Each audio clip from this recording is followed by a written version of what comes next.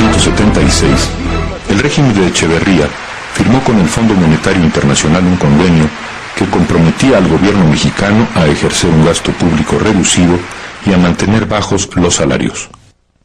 En fin, la receta tradicional del Fondo Monetario, que limita enormemente la demanda, limitando salarios y gasto público, y política monetaria restrictiva, como fórmula de superar la crisis. Desde su comienzo, el gobierno López Portillista debió enfrentar el grave problema del financiamiento. Se necesitaban divisas para impulsar los programas de desarrollo, para la compra de equipo e insumos, pero al interior se carecía de capitales y en el exterior el crédito estaba prácticamente cancelado. Aún así, López Portillo confiaba en que podía sacar al país del bache. 3 años es todo lo que necesito, le aseguró al periodista Julio Scherer. De entrada, el presidente debía definir la estrategia económica que seguiría su gobierno. Desde los primeros momentos surgen diferencias muy claras entre los dos secretarios.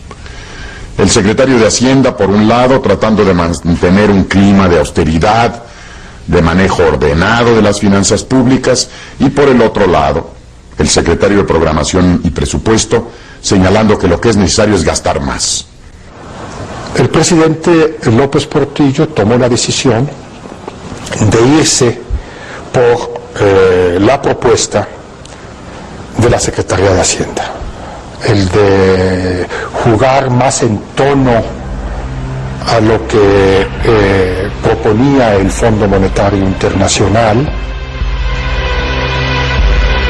Durante casi 2 años se siguió una política de austeridad absoluta que para el pueblo se tradujo en un tope salarial del 10% y el encarecimiento de los productos de consumo básico. Hay la dolorosa convicción del gobierno de la República de que desgraciadamente en estos momentos no es por el camino abierto del alza de salario como se resuelve el problema general del desarrollo económico y social del país.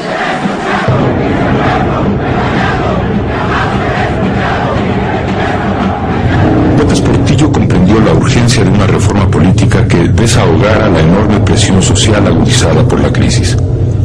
Concentrado en las arduas cuestiones económicas y carente de verdadera experiencia política, tuvo la prudencia de compartir los asuntos del gobierno con el estudioso del liberalismo en México, el sagaz político veracruzano Jesús Reyes Heroles, a quien se conocía como Don Jesús, el del gran poder. Naturalmente que era un político que por su cultura, por otras cosas, pues se distinguía del grueso de los políticos mexicanos. Entonces habría una posibilidad para ese diálogo y lo emprendimos con él. Naturalmente que él no dejó de ser cierto en la parte oficial, pero sin embargo era un operador político del sistema muy especial. Claro que ojalá hubiera más como este. En abril de 1977, Reyes Heroles emprende lo que sería el máximo logro del régimen López Portillista, la reforma política. Después de numerosos foros de consulta efectuados en todo el país, en los que participaron dirigentes políticos e intelectuales, en diciembre de 1977, el Congreso de la Unión aprobó la Ley de Organizaciones Políticas y Procesos Electorales, la LOPE. Era un paquete de medidas. Un paquete de medidas que implicaban una reforma de Estado.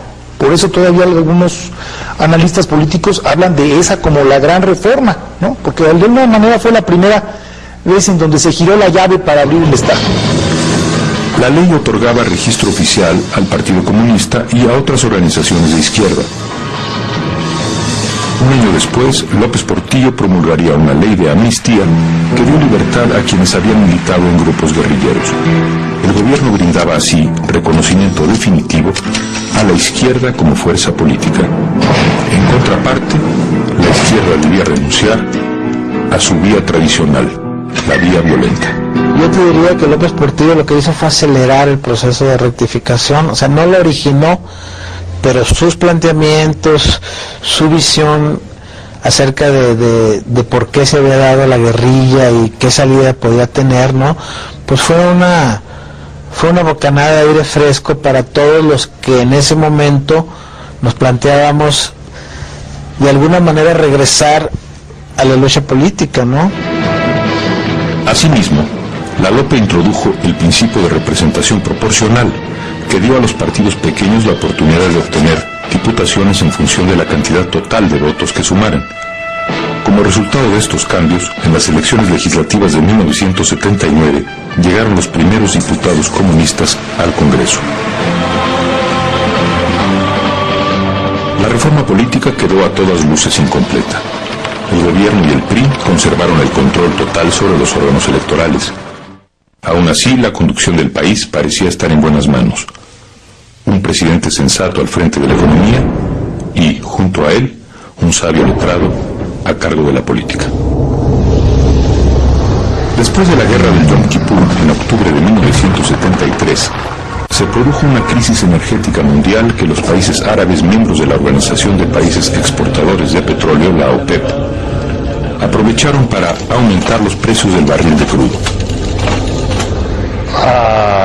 A cantidades exorbitantes, de $2 el barril, pasa a 10, 12, 14, $16 el barril, se multiplica por muchos enteros el precio del barril de crudo.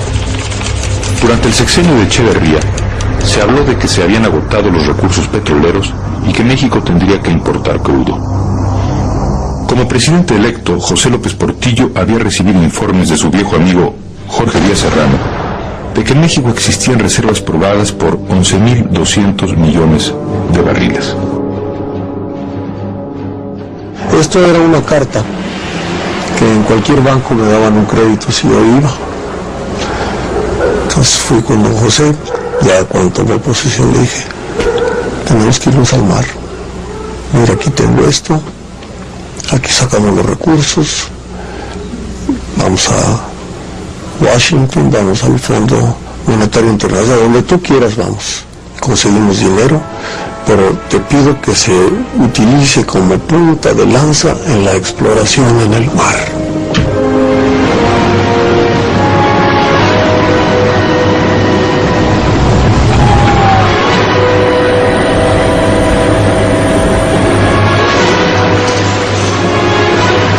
El primer peso tuvo 30,000 barriles diarios. Y de ahí en adelante creció esto de forma extraordinaria. En 1977, las reservas aumentaron a 16.800 millones de barriles, a 29.000 millones de barriles en 1978 y a 40.200 en 1979. El presidente anunciaría personalmente que las reservas petroleras potenciales ascendían a 200.000 millones de barriles, cifra que colocaba a México al nivel de los grandes productores del Golfo Pérsico como Arabia Saudita, que ganaban dinero a raudales. El país parecía hallarse frente a su gran oportunidad. México se descubre dueño de una inmensa riqueza petrolera, de hecho, una de las más importantes riquezas del mundo en la materia. ¿Qué hacer en tal circunstancia? Hay quienes aconsejan no vender. Opinan que debemos guardar nuestro petróleo para mañana, posponer su negociación, conservar esta riqueza para un futuro. Hay quienes opinan, por otra parte, que el negocio debe realizarse ahora, que debe ser ahora mismo, no mañana, cuando debemos transformar nuestro petróleo en la moneda que nos permita vivir sin deudas por primera vez en nuestra historia moderna.